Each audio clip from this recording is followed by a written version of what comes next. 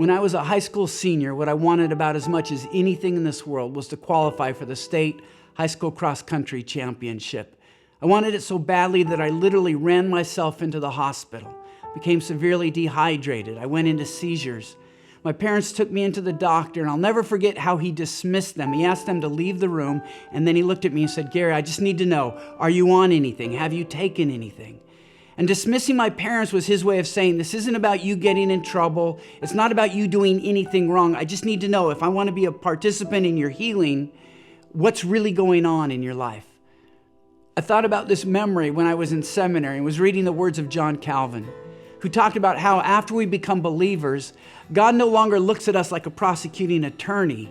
He looks at us like a physician. It's not about sending us to jail or punishing us or finding us guilty. It's about helping us to become whole. In the same way, if we want to cherish our spouse who stumbles in many ways, we have to have the attitude of a physician, not a prosecuting attorney. We have to let our spouse know that we cherish them for who they are and we want them to become well and to become whole, not to punish them. The way that we handle a spouse who stumbles in many ways will determine whether or not we have a marriage where our partner feels truly cherished.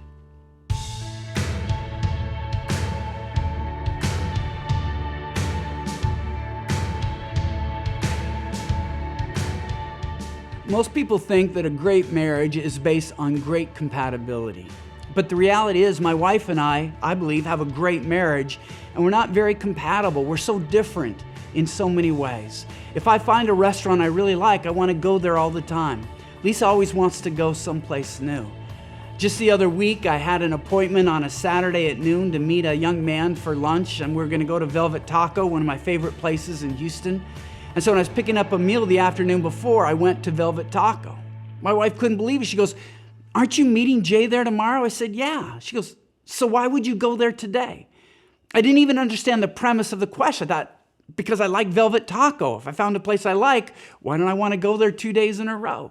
Lisa and I don't just have different attitudes about restaurants. We have different attitudes about music. I'm a huge fan of 70s music. In fact, on most Saturdays, I'm listening to the old Casey Kasem programs on satellite radio where they go through the top 40 list from that week. Lisa is decidedly not a 70s fan. In fact, this is how much she isn't a 70s fan. When a very famous person died not that long ago, Lisa came downstairs the next morning and said, "Now, who was it that died? Was it Prince or was it Queen? I keep getting the two mixed up." In fact, it's not compatibility that determines whether you're going to have a great marriage or not. It's often how we handle each other's sin. James chapter 3, verse 2 says this, "We all stumble in many ways." It's a verse I used in Sacred Marriage. It's a verse I used in my book, A Lifelong Love, because I believe it's sin that often tears down our marriages. And so if we're going to build marriages where we cherish each other's, we're going to have to learn how to treat each other's sin like a physician, not as a prosecuting attorney. I remember there's one time in my life, though I have such an excellent wife whose excellence far exceeds mine, but I was having to deal with one of her issues because she's not a perfect wife. There's no perfect wife out there. And as I was feeling a little bit sorry for myself, showing my stupidity, I felt the Lord's voice cut in and said, "Gary, this is how your wife stumbles." I've used James chapter 3, verse 2 in so many conferences, and yet here I was frustrated that I'm not married to a completely perfect wife. It's like so many of us expect to wake up married to the fourth member of the Trinity, but nobody gets to do that because there is no fourth member of the Trinity. But here's what we learn from Scripture. Both Paul and Jesus had extraordinary compassion for sinners, even though their holiness far exceeds ours. Jesus was sinless. Paul says in terms of human righteousness that he could be called faultless. And yet both displayed an unbelievable empathy and compassion for the fallings and the sins of others. And when I read through the Christian classics, one theme kept presenting itself over and over again, that our level of experiential holiness is directly related to our compassion towards sinners. And Scripture backs that up. Look at Ephesians 4, 1 through 3. It says this, "Live a life worthy of the calling you have received." Now, what does it mean to live a life worthy of the calling we've received? Listen to these words carefully. "Be completely humble and gentle. Be patient, bearing with one another in love. Make every effort to keep the unity of the Spirit through the bond of peace. Or consider Colossians, a very similar passage. As God's chosen people, holy and dearly loved, clothe yourselves with compassion, kindness, humility, gentleness, and patience. Bear with each other and forgive one another. These two verses, key scriptures on what it means to be holy, shows us that holiness is all about putting up with others' messes. Notice it talks about being gentle, patient, bearing with one another, forgiving one another. Those assume that we're dealing with others who have hurt us or sinned against us. So holiness is almost exclusively tied to how we treat others who are messing up or in need. Doesn't that completely change the way of how we think a holy person is supposed to be? In biblical terms, a holy person isn't known by what he or she watches or doesn't watch, by what words they choose to use, or how often they're in a church service. It's by how he or she treats fellow sinners. Our experiential holiness is defined in large part by our ability to gracefully bear the lack of holiness in others. Now, for a cherishing marriage, this begins with our spouse. And it helps understand that most, not all, but most sin is conceived in hurt. That's not to excuse the sin that we see in our spouse, but to understand the motivation behind the sin. If we want to be a physician, not a prosecuting attorney, we have to understand that it's not about punishing our spouse or catching our spouse, but being one of God's representatives, one of God's servants to help them heal. That we're going to be a physician, not a prosecuting attorney. So let's look at some of the ways that we can have this attitude when we understand how exactly our spouse stumbles.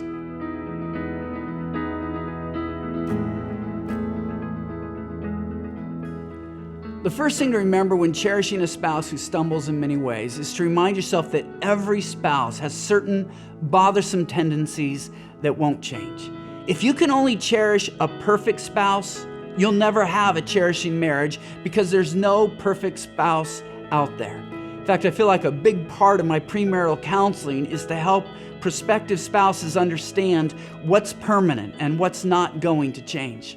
My wife and I used to live out in the far suburbs of Houston before we moved closer in.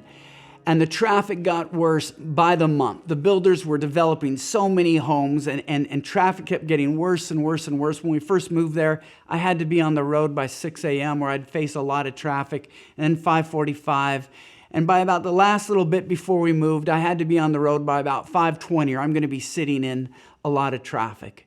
And one morning I slept in a little bit too much. It was already well past 5:30 and I'm trying to get out the door and I just can't find my keys. I'm looking everywhere trying to find my keys. I've got my cell phone flashlight on. My wife is still in bed. Finally, that kind of wakes her up and she goes, "What's the matter?" I said, "I can't find my car keys."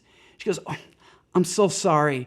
I had to take your car last night. I couldn't find my car keys." And so she got out of bed, and now we're trying to find her car keys. She'd put them in her purse, but she's not a morning person. It takes a while for her brain to engage, so we're having to search for her purse. Finally, we find her purse where my keys are in. She hands them to her. She goes, "Gary, I'm so sorry." And there would have been an earlier part of my marriage when I would have had to let her know just how she had put me out. But the reality is, Lisa knew what this meant. She knew that traffic backed up. She knew what it meant for my morning. And I could see that she felt terrible. And so I just tenderly looked at her and said, "I know you didn't mean to do that. It's okay." To have a cherishing marriage, you've got to find those character qualities in your spouse that you know will probably always be there. And in one sense, just let them go. There was nothing to be gained by letting Lisa know how frustrated I was. She already knew. There was no point in venting. In fact, I believe that if I would have just vented and laid out, then I would have felt terrible, would have been praying about it. Instead, just accepting that, "Gary, just stop off at a Starbucks. Get yourself a cup of tea. Know you're going to be sitting in traffic." She already felt terrible, and she called later in the morning to apologize again. Proverbs tells us that those with good sense are slow to anger, and it is their glory to overlook an offense. If you want to cherish your spouse, you're going to have to learn certain events need to be overlooked. The second thing you have to do to cherish a spouse who stumbles in many ways is to look at the presence behind the problem. There are a couple of podcasts I enjoy listening to. One is political, one is sports related, and I don't think my wife would want to listen to any of them, but because I'm in the house, she overhears it. And one time I just asked her, look, is this bugging you? I don't want to keep doing something that really bugs you. And I'll never forget her response. She goes, of course not, because when I hear those shows, it tells me you're home. And so she's looking at the presence behind the problem. Those shows might bug her. That's the price I pay for Gary being home. I remember watching an interview of the widows following 9/11, that terrible attack on our country. 1 year later, a famous interviewer was talking about 30 or 40 of the widows whose husbands had died in those terrible attacks on the World Trade Center. And I'll never forget what one wife said when the interviewer asked what had changed most about their life. One wife said, I just can't stand it when I hear wives complain about their husbands. And another wife piped up and said, it would make my day. Nothing would make me happier than to walk into the master bathroom and see the toilet seat left up. And what these wives were saying is all of those little things that used to bug them so much now didn't bug them so much because those little things reminded them that their husband was home. And now that their husband wasn't home, now that his presence was no longer there, they would take those little things that used to bug them if that's the price they could pay to have their husbands with them again. A third thing to cherish a spouse who stumbles in many ways is to understand that recovery involves relapse. We don't just change, we don't just become convicted and then everything becomes better. I'll never forget a blogger who wrote a very moving post about how when she got married, she changed positions because she wanted a job that she felt like would more honor her marriage. It wouldn't have so much travel. So they were really tight for money. And then she was a little bit nervous about all the intimate aspects of marriage. So early on, when her husband was getting a little bit frisky and she's worried about money and knew what was about to come, and she just felt all of this anxiety rising up, and she had dealt with food issues her entire life.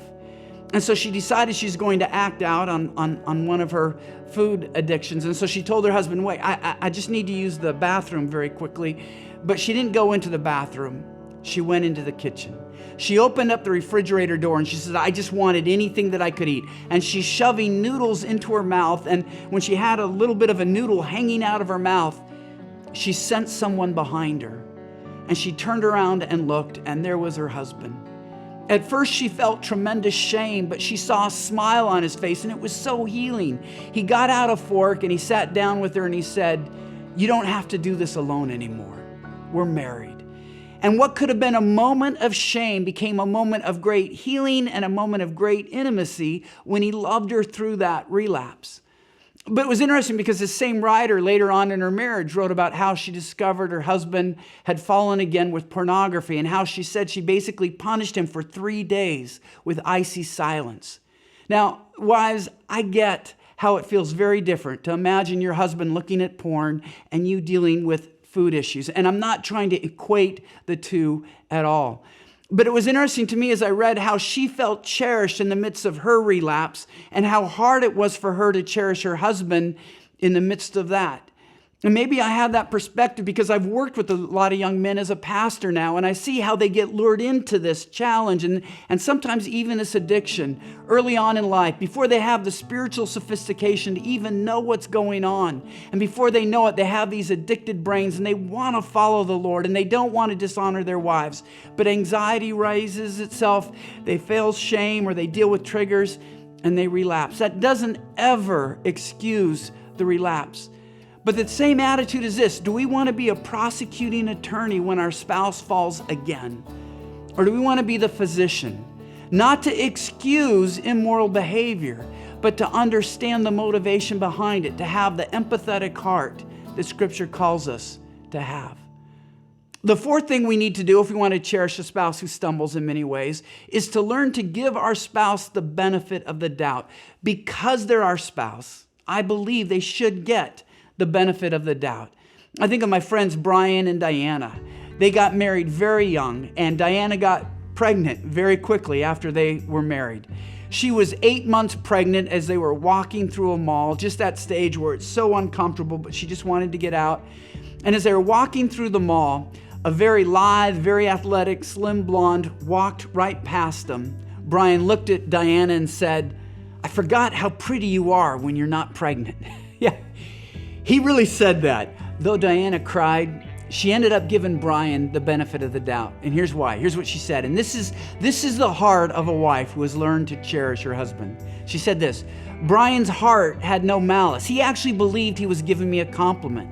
He was, in fact, completely caught off guard when I began to sob uncontrollably. He had no idea what was wrong.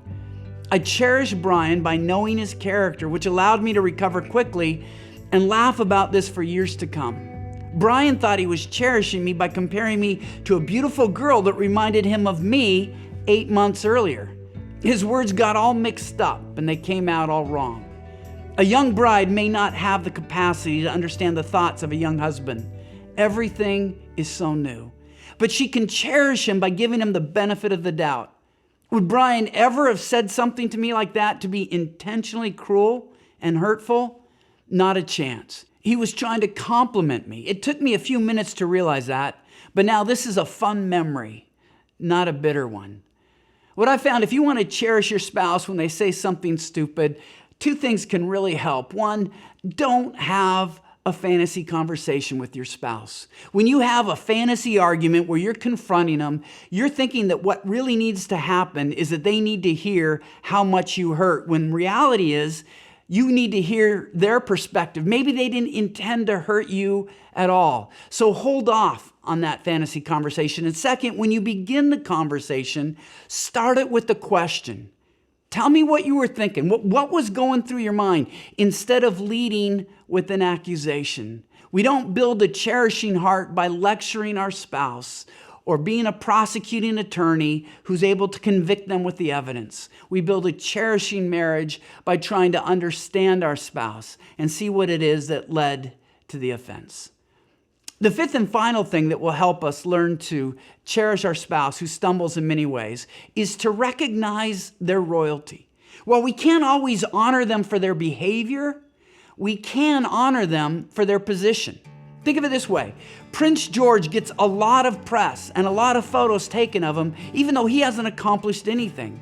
But as a son of William and Kate, he's filled with royal blood, and so everything he does takes on a new importance. Spiritually speaking, you married a royal spouse. We know this from 1 Peter. Peter writes, "But you are a chosen people, a royal priesthood, a holy nation, God's special possession, so that you may declare the praises of him who called you out of darkness into his wonderful light." Now, this talking about us being a royal priesthood is the context that precedes what Peter says to wives in chapter 3, verse 1, and husbands in 3:7. It's a clear statement that we're to treat each other in light of our spiritual royalty. Our marriages are about more than each other. They're about testifying to God's kingdom. And each family is really ruled by a king and a queen with their children. And we have to recognize that royal place. That's the way we honor each other. Those who read my books know I love to read widely in the Christian classics, and I love to read widely from other Christian traditions. And traditional Eastern Orthodox weddings have a practice that is intriguing to me. They call it crowning. And what they do is they take these 2 crowns and they put one on the husband's head, on the groom's head, and one on the bride's head. And if you look, it's really fun. They're actually connected. Now, in old Eastern Orthodox weddings, they would walk around like this for 8 days with the crowns being connected. Today, it's often just a small part of the ceremony, or they take it off during the reception. But it's making a statement to the couple. You're now adults in the sense that you are going to rule as a king or a queen and with your family. And you're a long order of royal couples descending from Adam and Eve, the first ones who were told to rule over every living thing that moves on the ground in Genesis 1:28, going down through Abraham and Sarah, Isaac and Rebekah, Jacob and Rachel, David and Bathsheba, Zachariah and Elizabeth, to Joseph and Mary. It's a recognition that Christian marriage is about more than happiness and children. It's about testifying to God's long-term plan to bring humanity back from the fall, to reclaim God's word through the Messiah. And here's the key point. A queen might have a bad day, but she's still a queen. So we have to treat her like that. Women, a king can have an awful day, but he's still a king, and you need to treat him like a king. And when we do that, marriage changes.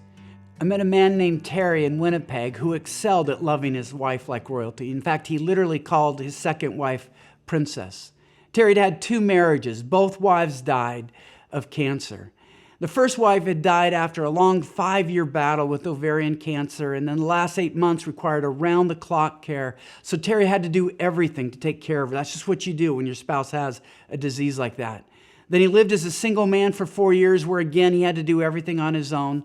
And so when he married Sharon, he just kept up that same attitude. He served her. He called her Princess, and Sharon just loved it. They had a wonderful 17 years of marriage, and then she died as well.